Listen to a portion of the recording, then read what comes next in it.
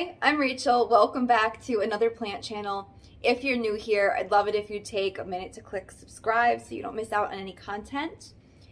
Today, I wanted to share with you guys 5 plants of mine that I am currently struggling with.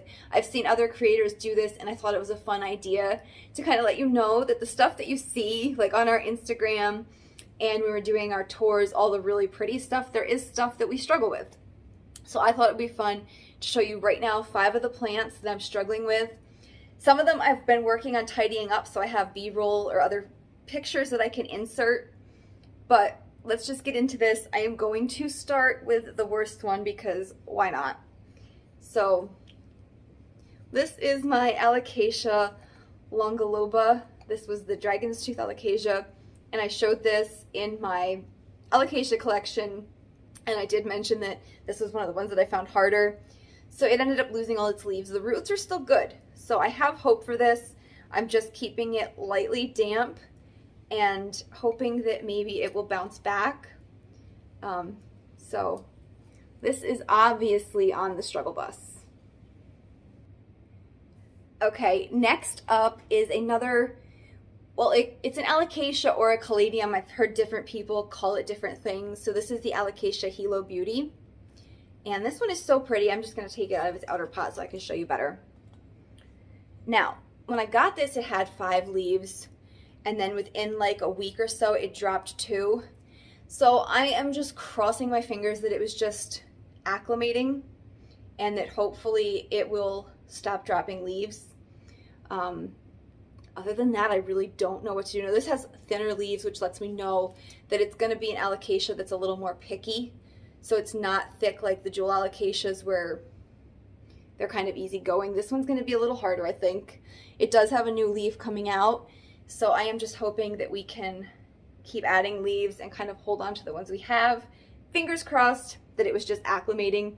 But right now, this guy is also on the struggle bus.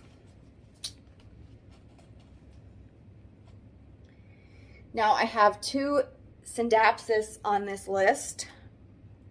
First is my Exotica, and you can see right here it's got yellowing leaves. This one's yellowing, this one's yellowing. I cut off 2 others that were very yellow. It does have new growth, so not, it's not all the loss.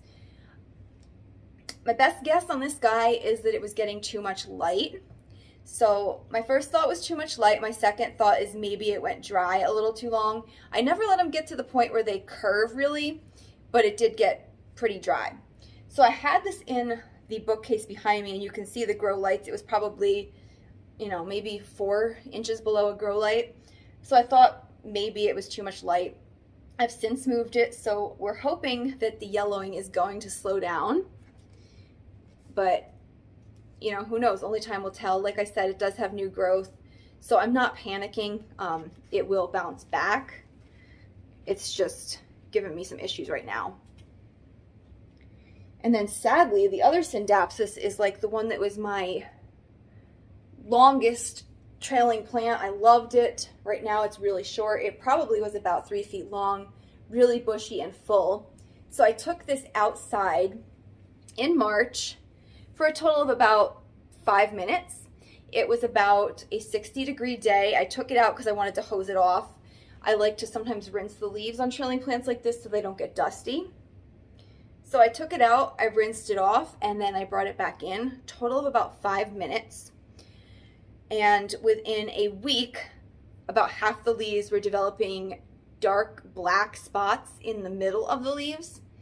So I did so much research. I still have no idea exactly what went wrong. I did read some kind of, I think it was a Reddit forum that suggested that these guys are really temperature sensitive and 60 might have been too low, even for that 5 minutes.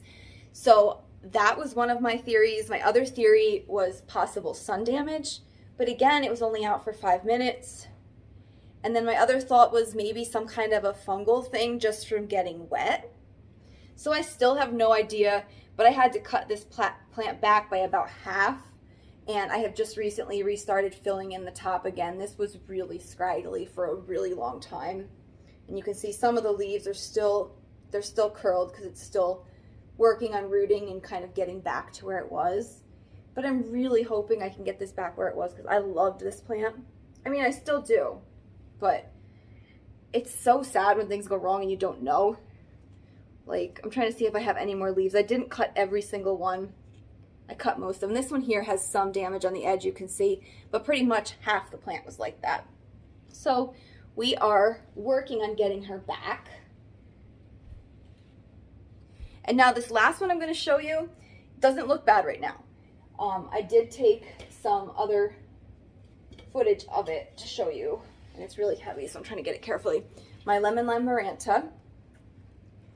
So I've had this about, I want to say like a year and a half-ish. I got it during the beginning of quarantine. So I've had it about a year and a half, and it was in the same pot. I had changed the soil once, but it was that soil where it starts to suck down and there's not as much as there used to be. And then I had noticed in this past month, every week I would have 2 or 3 yellow leaves. And most of them would happen on the bottom, so I mean, it wasn't a big deal. They were probably older ones. But the fact that every single week there was more turning yellow started to make me worry. So I repotted it. I trimmed everything off that was yellow. I also cut a little bit of the length off to repropagate the top. So I'm going to show you here. The back is a little bare. And what I'm doing is anything from the bottom, I am rooting it to put back in the top. So I am crossing my fingers so hard that repotting will have been what this plant needed, because I love this plant. I'm hoping I caught it before anything big happened. But I mean, worst case, if you're dealing with the same thing, these are easily cut and rooted. So I mean, worst case, if I see it going rapidly downhill, I will cut it up and just start it again. But hopefully I won't have to do that. So hopefully we will just be good where we're at. So yeah, those are the plants right now that are giving me a hard time. They are on my problem children list, if you will. So I hope you guys enjoyed seeing this. Let me know if you're dealing with any problem plants. Maybe we can all like troubleshoot in the comment section. You know, see if anybody's got solutions for each other. But thank you for watching, and I will see you in the next video.